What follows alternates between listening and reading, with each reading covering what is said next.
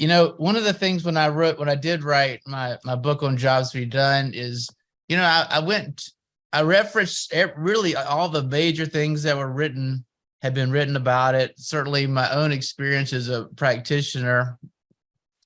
And really what my goal is to not bring over any unnecessary sort of academic arguing, but really as a practitioner, or as a leader, if I'm a product manager and I want to use this idea of jobs to be done as to develop my new product or whatever, what do I really need to know?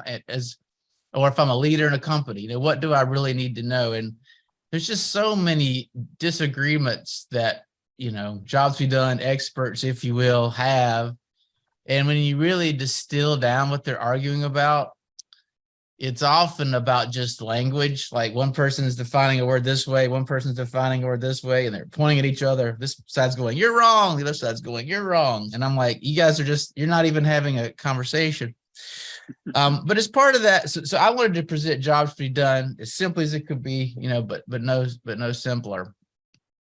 And if you're not, I guess I should back up 1 second before getting into the context. So the idea of jobs to be done is it's getting away from this perspective, this total perspective of our product, our technology. And it's a metaphor that a customer hires your product to help them accomplish something. And that if we really dig into what they want to accomplish, their job to be done, which you can think of as their objective, their goal, the problem they're trying to solve, that's ultimately what they care about. And we get better insight about how to innovate. And it's completely consistent with blueprinting, as sure everybody on this call knows. By the way, it's a very interesting mix of companies. So it's sort of, that's sort of fun for us today. But anyway, so when I was distilling things down, I did find this idea of context to be not understood very well. And I even found, maybe the most surprising of all, I actually have a bit of what I think is a unique take on a couple things, and I'll bring that to bear. But first, I think I've sort of, by the way, I am sharing my screen, right? I feel like you got it. You got it. You ever been 3 or 4 slides in and somebody says, "Are you supposed to be sharing something?" All the time. Yes. So sorry, you alleviated my conscience there. But what is context? Well, if you're reading jobs to be done information, you get a few of these things I have here. It's something you need to something else you need to better understand the customer need. And I don't really plan to, but I find myself in these LinkedIn conversations, you might say debates, and this topic of context comes up a lot. We'll get into that in a bit, but it's certainly referred to within outcome-driven innovation literature as it's a clarifier for a need statement, and I would agree with that. Some people say, well, after you do your study, so after your blueprinting project, now we have to go back to the customer. Now we've got those top needs, this top outcome. Now we need to go back to the customer and understand the context. And I'll throw out a little plug for blueprinting here, which is something that's wonderful about Blueprinter software and blueprinting is if you've done a good job, you actually begin with the context, right? You fill in all this detail about the problem and you get the outcome statement. And at the end of your project, you shouldn't need to go back to the customer, but you might want to go back to your notes and you can actually find those verbatim. So you should have the context captured right there. And Scott, would you say the what and why questions on the sticky notes, is that what's giving you the context? And I think certainly can. I might expand that. Well, as you would say, what doesn't mean just a question that begins with what, but I think there's a few other questions like for whom and when and where, a few other things come into play. And again, when I was writing the book, I was really writing a reference for myself. And so I've made an attempt here to go through what are the common contexts. I'm not going to say it's every situation, but I think the most common ones that might come up. And then, sorry, just hold on a second there, Professor. I don't know if those of you familiar with the movie Office Space, if it's like a 24-year-old movie now. If you haven't seen it, go see it immediately after the session because you're missing out on a lot of comedy. But I really think it's a topic that so with my book, I made every attempt to simplify it. And simplify jobs to be done in the application, both for leaders and also for practitioners. And now I'm a little bit more thin-skinned, if you will, when I perceive other people taking it the opposite way, trying to make it more complicated. I just sort of have a visceral reaction to it. And I think and so that's one reason I've broken down personally jobs to be done into these 48 laws, is just like, what could you reduce jobs to be done down into these bare elements that are that are not controversial, and you couldn't argue, but of course people do. Anyway, regarding context, I say that if you add a context, you narrow the job, and if you change the context, you have a different job. Now let's look at an example to make it a little more approachable here. If you take the just statement, learn to dance, that's certainly a job statement. And how do I know that? Well, it begins with a verb learn, and it's something that somebody might want to accomplish, learn to dance. And from there, we can just imagine various ways that we could narrow this job statement of learn to dance with all sorts of statements, but let's start with just a couple. You might want to learn to dance for a party. All right. So that's for a particular occasion. It's also sort of a where type of thing, but it's narrower. We've narrowed it from just learn to dance. It's still a job statement. It's still valid. Learn to dance, but learn to dance was already valid. But what we've done, we've just narrowed it. It's just a bit narrower.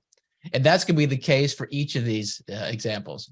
And I don't know why the hustle came to mind, but learn to dance the hustle. So that's a very particular type of dance, right? Or particular dance. I'm in North Carolina. In the South, there's a very popular dance for beach music called the shag. But when that doesn't translate to European or to British listeners very well. It means something totally different. But anyway, that's beach music dance. But anyway, can you show us how to do that, Scott? I've got a torn hamstring. I'm going to use that as an excuse. You have to have special shoes for the shoes. Okay. That. But just think about blueprinting. Think about the first question, or the first what we call in the core of the interviews. After current state, we've set the stage. And what problems do you have when learning to dance? That's certainly a valid question you could ask somebody. And then you would get certain needs, what challenges you have when learning to dance. Now, imagine if you're asking them, what challenges would you have learning to dance the hustle? Something more, you can imagine you might get something different or more specific. And all you've done, you've added this context. It's almost like asking the what else questions. Reminds me of in a blueprinting process where you're trying to constantly dig down, right? What else? What else is there? And then even dig down into further, narrowing that task that they're talking about or that you're trying to solve.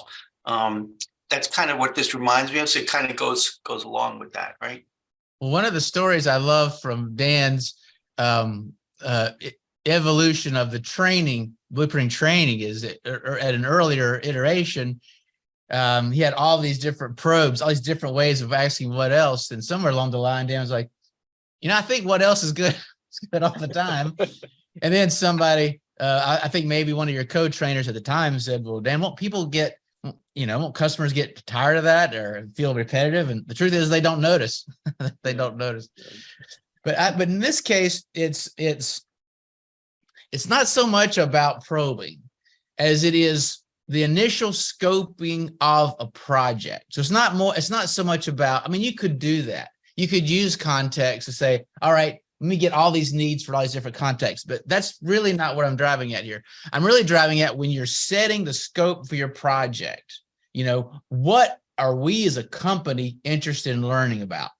Now, you're probably not interested in learning to dance. It's probably not what your customers are maybe they are. But that's probably not what the space is.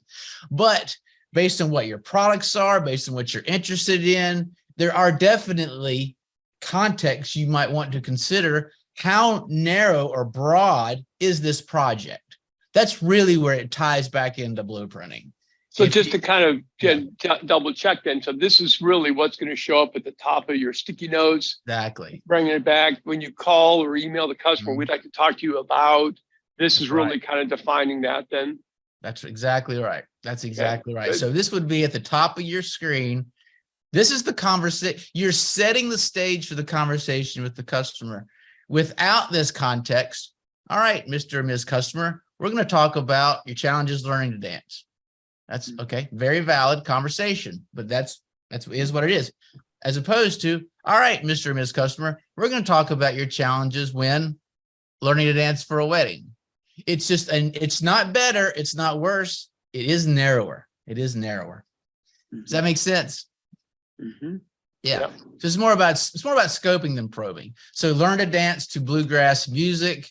So in this case, learn to dance in 5 minutes. We've introduced a constraint. Learn to dance in front of people. Now just sort of try this out as a thought experiment. Imagine I'm interviewing you. All right. And imagine we're going to start with, what are the challenges you have learning to dance? And we get that list. Okay. Now a different project. What are the challenges you have learning to dance in front of people? You can imagine that there might be something different about this project, because we're changing the scope of the project as we add these contexts. By myself, for exercise, at home, and then from online lessons. Now with one of these statements, I've broken one of the fundamental laws most people would tell you that you can't do with Jobs Be Done. And by the way, this is what I'm sharing with you, is a post I made on LinkedIn a few weeks ago. And there's this controversial point. I'm going to mention it, but this exact thing I was challenged on. But I'll leave that as a teaser. I'll come back around to it. And so all these things we added on to the end of the job, the hustle for a wedding in 5 minutes from online lessons, all these things are context. With each one of these, as we added one, we narrowed the statement. And as we went to a different one, we changed the job. Learn to dance the hustle. It's a different job statement as learn to dance for exercise. They're just different. Okay. Now, when I was going through this, trying to understand, anyway, so I'm just sort of making that same point. I wanted to do the best I could to say, what are all the possible categories of context? And I'm not going to say this is every type of context, but at least as far as the limits of my own thinking and some other folks I invited in for this seemed to be sort of the main categories that we came up with. So one might be a beneficiary. So you're you're wanting to accomplish something for somebody else, for the benefit of somebody else. Learn to dance for my spouse. A constraint, you introduce a constraint. Learn to dance in 5 minutes.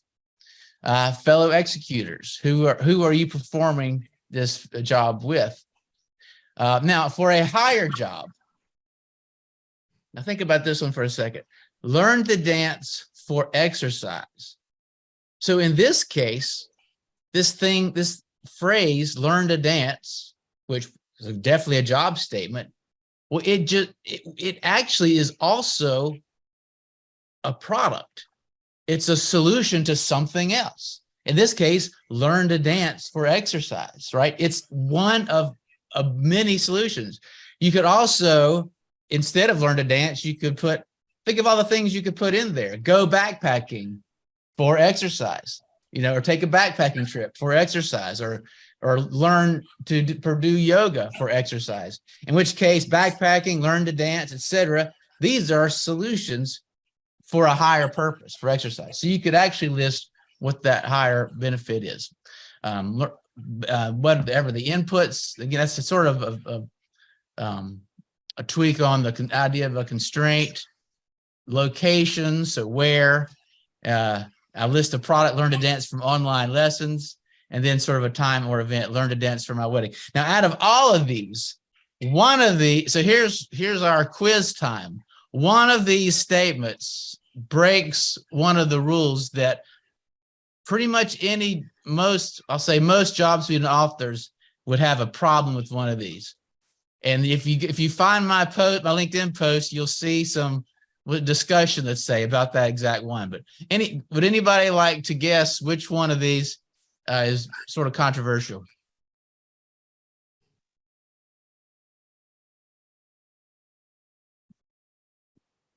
Is it 7? Because It is 7.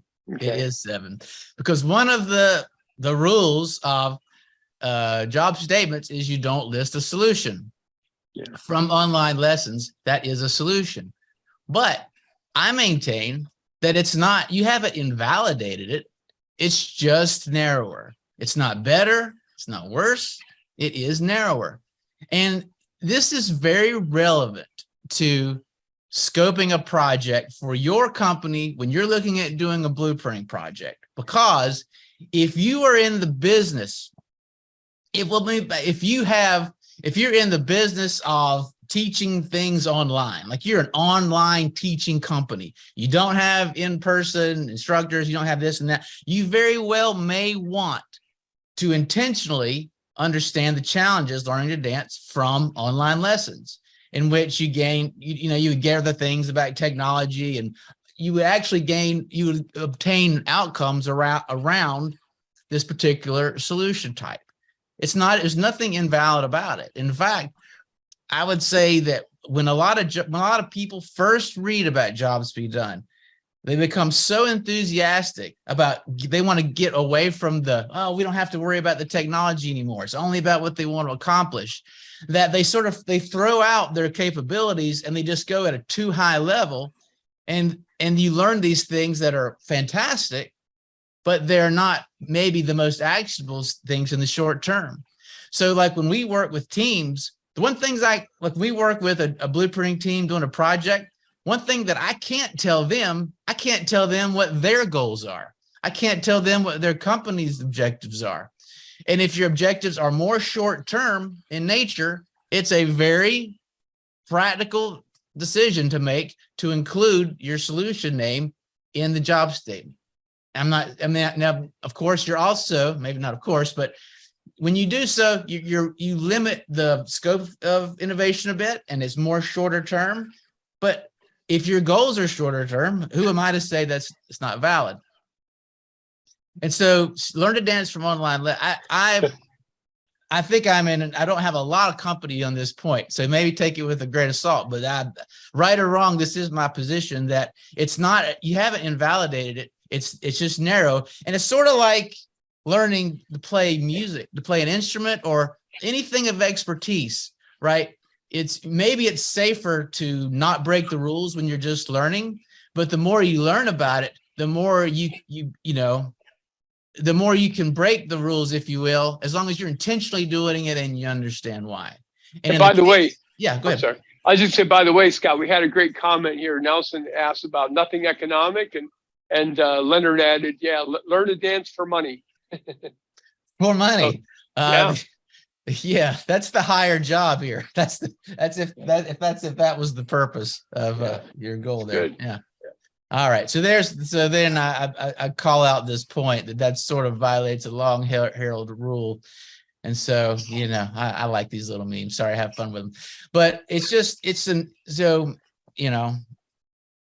really depends on your project. It's something to think through. To what degree do you list the technology or not? There's a lot of things to think about. How quickly what are your goals? What are your goals for this project, for this initiative? What is your company's goals for this initiative? And those should tie back to your capabilities for whatever time frame. Does it really? Now, the flip side of that is you know what? M&A is in scope. We're looking to buy a company. You know what? In that case, you're not quite so beholden to short-term things. You're not quite so beholden to, what your factories can do. If M&A is in scope, that's a good time where you might not list the product within the statement. Whether you list it or whether you don't, it needs to be something that's thought about. That's thought. That needs to be an intentional decision, not a haphazard decision. And I think that's probably where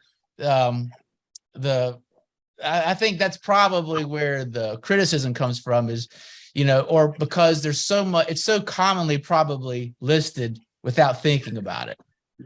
So maybe to see if I got this right, stay away from solutions for outcomes, but it's okay to have a solution in your job to be done as a means of narrowing it so it fits a little bit more your purpose of your company. Is that fair? I would extend it to outcomes too, as long as it's just intentionally done, as long as there's an awareness of it. Okay. It can't not, if it's haphazard. Yeah. I mean, because that still could be the scope. It just depends on the scope of the project. Yeah. Okay. Put it this way. It's still a valid job statement. It's still a valid outcome statement. It's just a narrower one. And you restrict what you can do based upon it by that narrowing. So if it's an intentional decision, it's still fine. You don't want to do it by accident. Yeah, that makes sense. In practice, I think certainly it's a more common error to have all kind of solutions in your outcome statements because and you didn't mean to. That's much more common. I think so. Yeah, if that makes sense. Mm-hmm. Good. Yeah. So, anyways, I was actually teaching a class for a friend of mine. Has a he's a PhD in biomedical engineering up where I am, North Carolina. I was teaching class, and we were discussing. It wasn't this, but it was something else. We had a different opinion on some academic point, and he said, Scott, that's your position. And I love that phrasing because it's my position, which leaves me and whoever else the freedom to. It's not like, it wasn't handed down on tablets instead of tablets, right? But yet it is my position. If that makes sense. So anybody have any questions?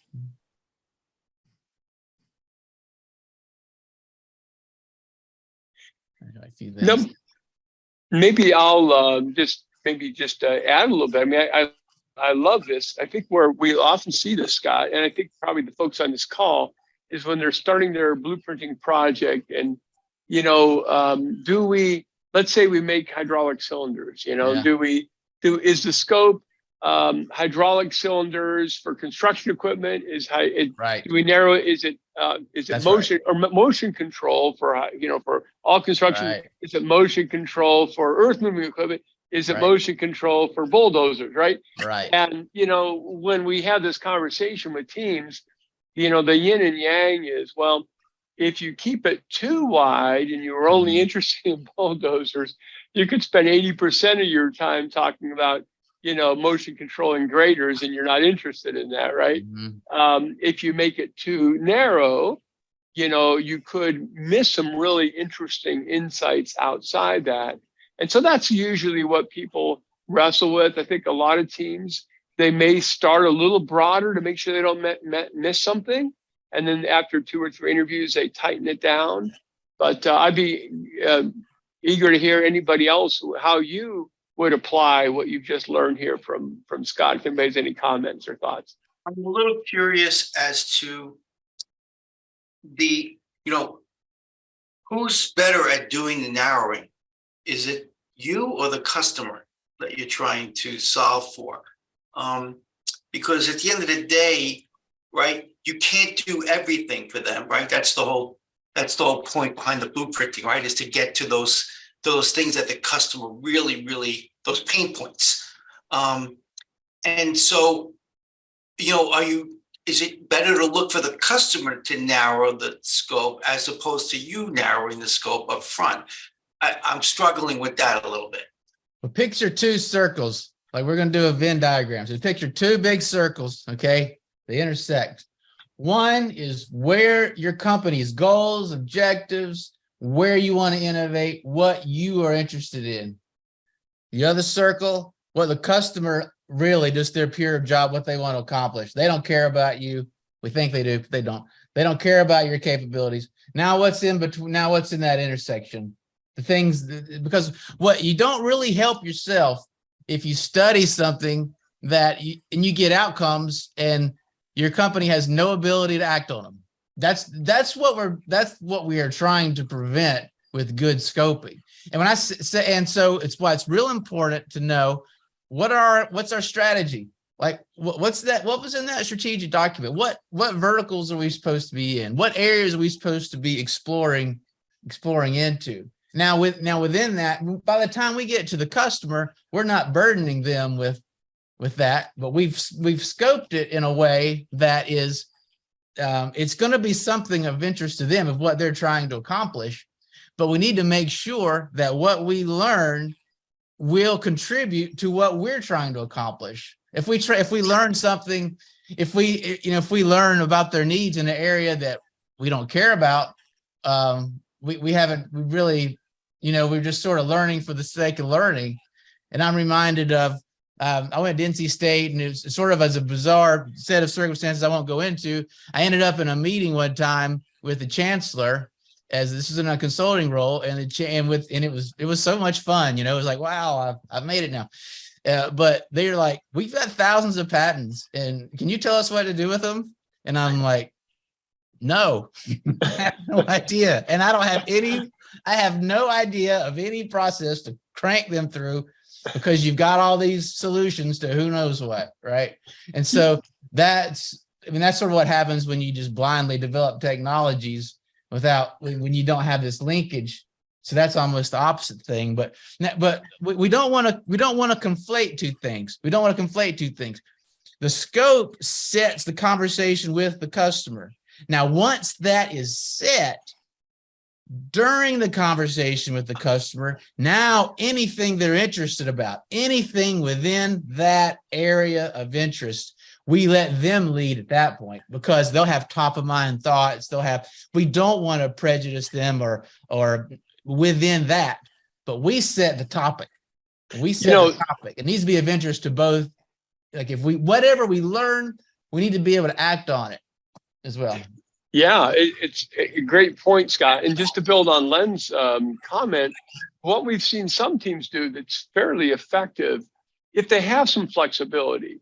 Let's imagine the team said, you know what, we want to go do a project on motion control for bulldozers, but we still have some flexibility, right? That's not the only thing we can do. What they do start with broader, either earth moving equipment or even broader construction equipment. Now you go in the interview, and turns out that all the customers want to talk about is front end loaders, motion control and front end loaders. After 2 or 3 interviews, sometimes the team will go back and go, you know what? Let's not worry about bulldozers anymore. Let's go ahead and make this about front end loaders. So that is one advantage of testing the waters with a little bit broader scope and listening for where the needs are. Now, to Scott's point, if you never would ever want to go and make motion control for front end loaders, then don't do that. But if it's within the possibility, within your wheelhouse, start a little broader, listen to the customer. So now you're kind of developing the scope together almost, Len, to your point. Yeah, it's a little bit, I'm still struggling with it a little bit, because if you're having this conversation with the customer and it turns out that maybe their pain points involve products or technologies that you currently don't either have in your arsenal, or you just don't have, right? So you have a decision to make then as a supplier, right? You can either decide that you want to get into you think it's important enough to get into that technology. Now you want to get yourself involved. Or you want to develop those new products for that customer, or that's not the customer you want to deal with, because you have no intention of going into those technology or creating those products. Yeah. So so again, I struggle a little bit with the narrowing thing, and maybe it's just me. I'm just being a little. Well, one way to look at it, a couple of things. So there's a cost to everything. If the broader we get, so there's also the level of precision of the outcome statement. And when we define whatever we define as the scope of the project, these go up and down together. If we define the project very broadly, just learning to dance, our outcome statements are going to be also more abstract, more broad, less precise. Everything goes up and down together. So, we ultimately, when we go to prioritize, we can't prioritize hundreds of things, right? We don't have so that would be the cost, is we lose precision so that's the reason we want to be this, whatever the top level is. We don't want it broader than we can get away with, because we lose precision, we lose information. These go up and down together. Does that make sense? Yeah, a little bit. I get that you, at some point that you need to narrow things down. I'm losing it at on where in the process you actually need to do that. So if I can jump in here, this is a really important point you're bringing up, Len. You know, when you're done with discovery, you really want to have a fairly tight market segment, cluster of customers, and a fairly tight job to be done. Because as Scott mentioned, otherwise you're going to get big standard deviations on the market satisfaction gap. Because, Earth, front end loaders wanted this, the Bobcats wanted this and stuff, right? So by the end of discovery, you need to be there. But you really don't have to start with a really narrow one. The front end of innovation, and Scott, you've often said this, it's all about learning. It's all about learning. So if there's a possibility that your company might want to acquire other technologies or other capabilities, and you don't mind taking in 2 or 3 initial discovery interviews to learn, that's the way you would go, oh my goodness, there's this huge need outside of our wheelhouse. Now, once you've learned that, you can decide what to do with it. Maybe you just say, maybe later on, we better look at this more carefully. Let's narrow now. You have the ability to decide, but it's very difficult to start narrow and discovery and then broaden. Right. But it's much easier to start broad and then narrow as you're learning. Great. Just to take an example, so the context is a way of narrowing, but what we're talking about now is broad versus narrow, sort of independent of context. So take the statement, beautify my property. All right, beautify my property. That's much higher. So what are the challenges you have beautifying your property? Well, the weeds grow too fast in the mulch, Okay. Now, if I'm a product manager for John Deere mowers, I may want to study the job, mow the lawn. Mow the lawn, it's within this universe of beautify the property. But if I study this broad job of beautify the property, now I'm the product manager for mowers. I'm charged with, my product now is mower 1.0. Scott, your job is to build mower 2.0. That's my role. That's my task. And so learning about the mulch, learning about termites and the mulch needing to be refreshed and weeds coming up and the driveway disintegrating and my yard's not flat and the drainage isn't good. If I'm studying beautify the property, I'm getting all these things. Now my engineers are going to come back to me and say, all right, Scott, what did you learn about the challenges mowing grass? Is it about grass dispersion? Is it about something about storing the mower? Is it about sharpening the blades? I'm going to say, all right, guys, I got it.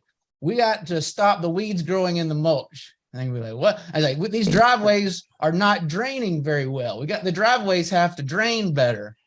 What? We're trying to make a lawnmower, man. What have you been doing?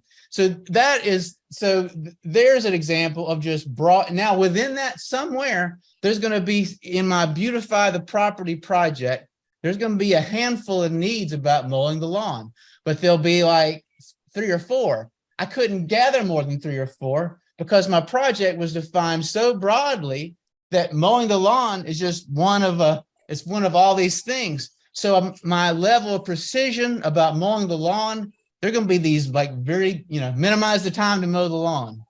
That might be my only statement. So I'm going to go back to my engineer and say, all right, we got to mow faster. And they're going to be like, so it's 2. That's what I mean. When whatever the project scope is and the outcome statement is, these go up and down together. So if I'm studying at mowing the lawn, now I've got this nice spectrum of needs all at that level. Now we're going to figure out how to mow the lawn better. And by the way, so we also could have said mow the lawn with particular mower type. We could have even gone a step lower. And mow the lawn, that could be with a laser, but probably me as just little product manager, we're probably not developing lasers. I got mower 1.0. My task is mower 2.0. It's not M&A. It's not all these other things. So so context is just one way of narrowing. Another way is whatever the big thing is, what are all the steps in between?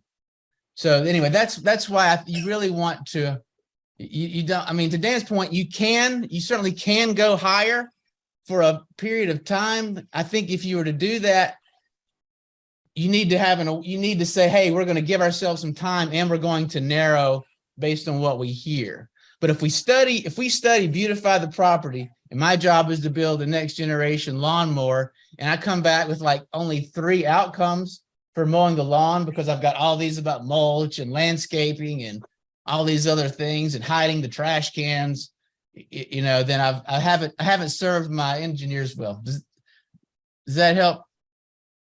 A little bit. I hate to belabor this. I still struggle. If I take the dance example, right? If you're a dance company and you're looking for clients, right? And you're trying to understand, you know, what the client's paying for. Now, if the client says, well, no, I don't really want to learn all dance. I just want to learn the hustle, right? So that now you've narrowed that down because the customer has narrowed it for you, right? As opposed to you being an expert in the hustle and trying to get clients just for the hustle. Then now you're already narrow to begin with, right? So that's kind of where I again, you know, like, again, maybe I'm just like, I don't know, just ignorant or something, or just confused about this. There's a spectrum of how narrow to broad that continues to go way up. For a business to business, that's our context today. And this is Scott's position, okay? The highest level job is to be more profitable.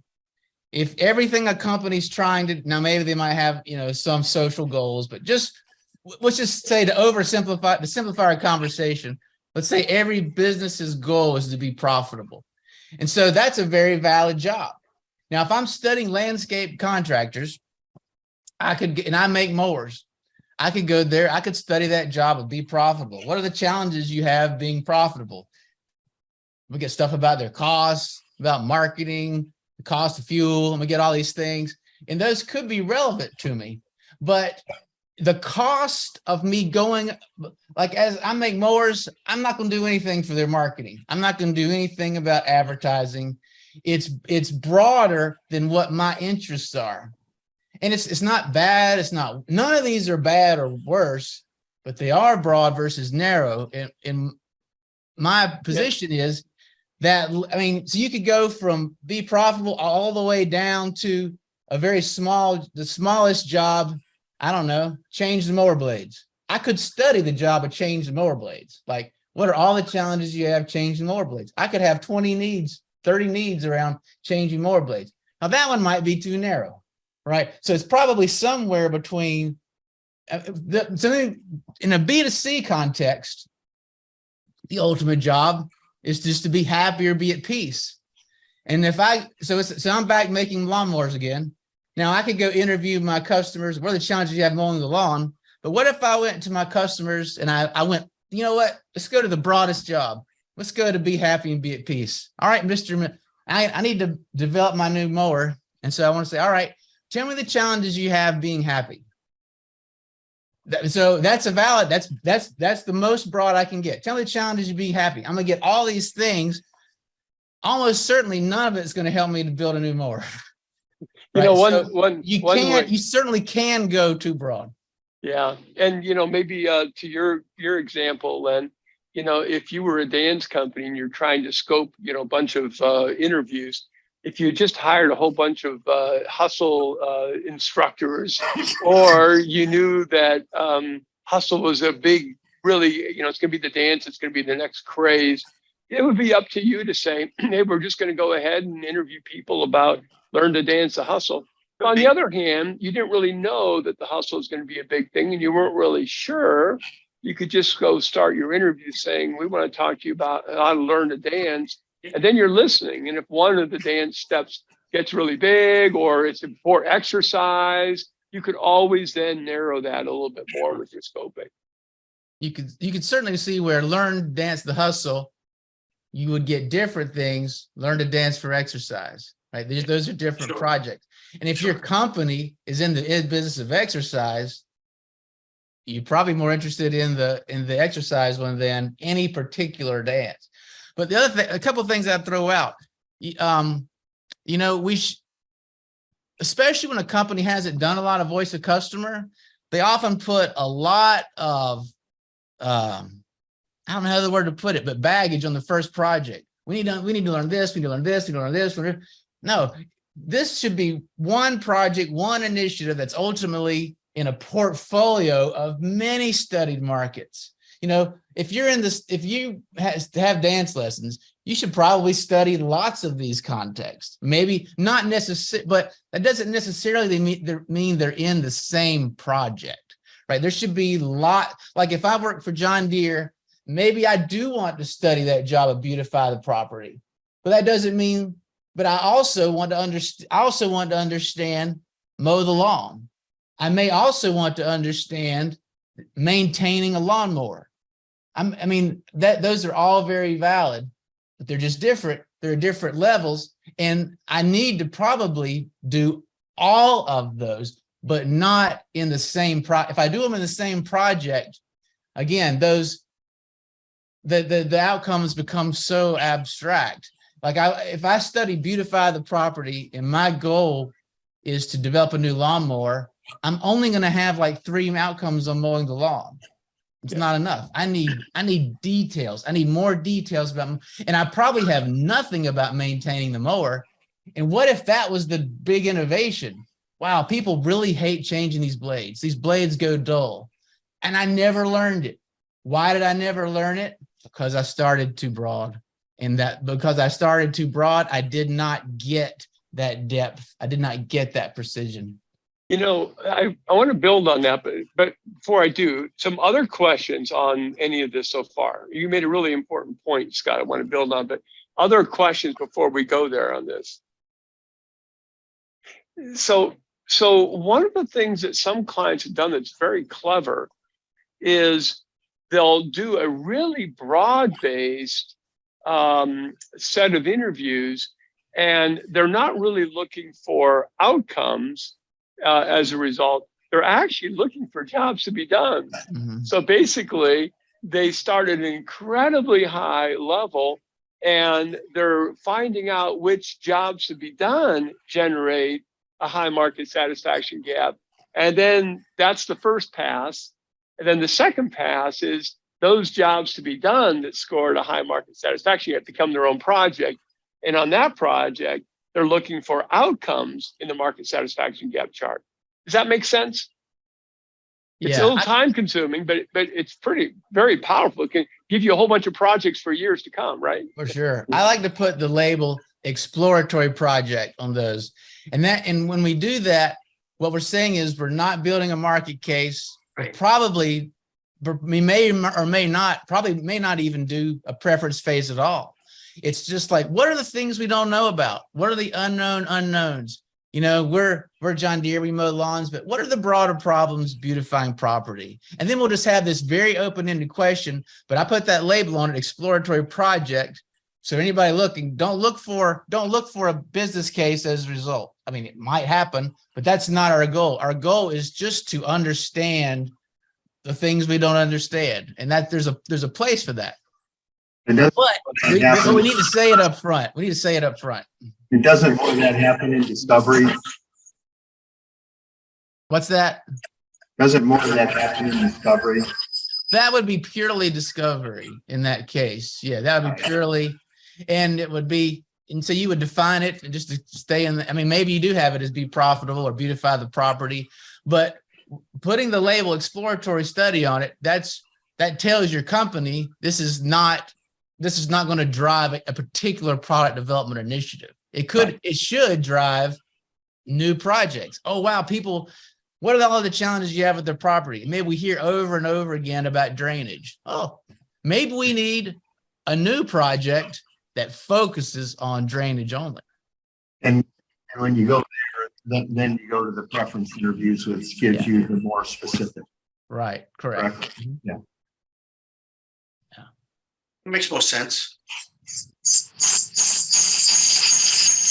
Excellent. So other questions or comments? This has been really helpful. Very good for scoping projects. Definitely more of a scoping topic. Yeah. I like it.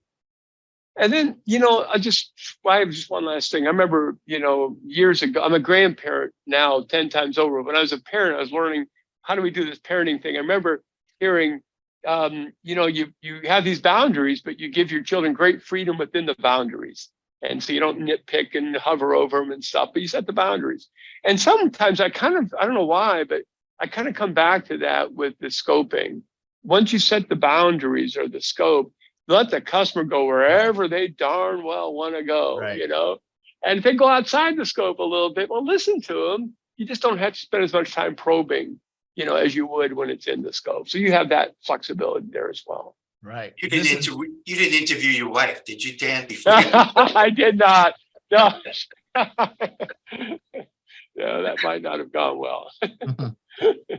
Yeah, 100%. That's so once that boundary's drawn, then that's when your job's done. In one sense, now the customer, now you can let them lead, and you don't and you don't have to worry about them taking you off topic. You define the topic anywhere within that. You can let them sort of lead from there. What Yeah. problems you have, when, whatever follows after that. Yeah. Well, good stuff. Hey, Scott, do you want to tell us what we have coming up the next time? Yeah. I think one of the most, I tell Dan all the time, I think this is one of the most underappreciated, I think I'm still sharing, aspects of blueprinting. So your customers, so something's not very satisfied. Well, all right, well, how much do you need to improve it? Now, like the example I like to give a lot is sound. So let me explain what I mean. I use a few John Deere examples. I worked for John Deere, and with John Deere, with a cab tractor, if you've ever been in a cab tractor project, one of the things you're always trying to do is make the darn thing quieter. It's loud.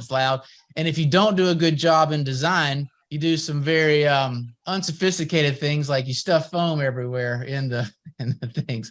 But there's engineering you can do to make the thing quieter to begin with. But let's say that customers are very unsatisfied and it's at whatever, 70 decibels. Well, how much happier are they if you take that from 70 to 60?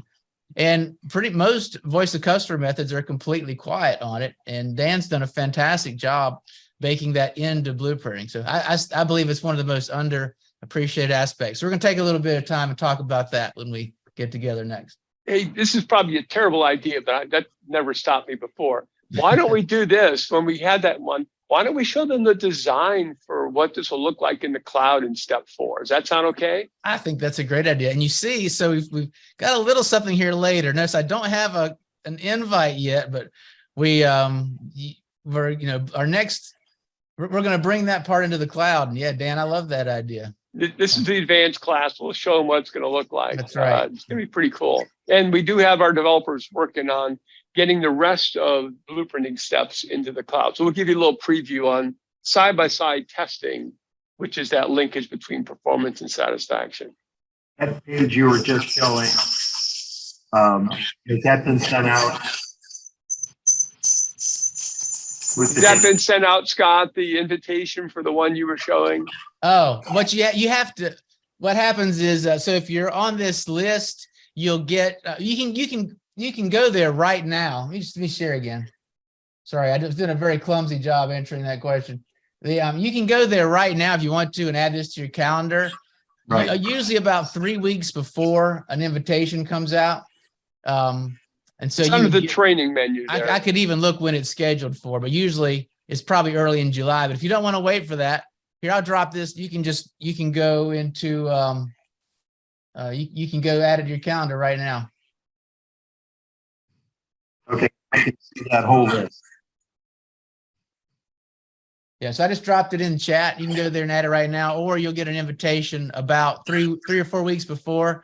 And then the other thing is, just because you're on this list, you'll get a reminder the day of. But if you want to make sure and don't miss it, go there now and add it to your calendar. Go ahead and add the next one too while you're at it. Yeah, actually, I'd Thanks, like all. to send this to my product leaders and get them to attend the future. The audio is a little tough right there. Yeah, I'm sorry. It's my fault. But feel free to pass it around. If you're thinking Yeah, about yeah. having other people join us, it's Yeah. open for everybody. So yes, That's right. Thank you. you bet. You bet. Well, great. Well, that was great. Great context, Scott. Yeah. Thanks everybody for Awesome. joining us. We'll have some fun the next time. And as always, if questions come up, just drop Scott or me an email. We're glad to help in any way we can. Okay. All right. All right. Take Thanks care, everybody. everybody. Hey, thank Have you a good both. rest of the All right. day. You're Nice welcome. job, All right. Scott. Bye.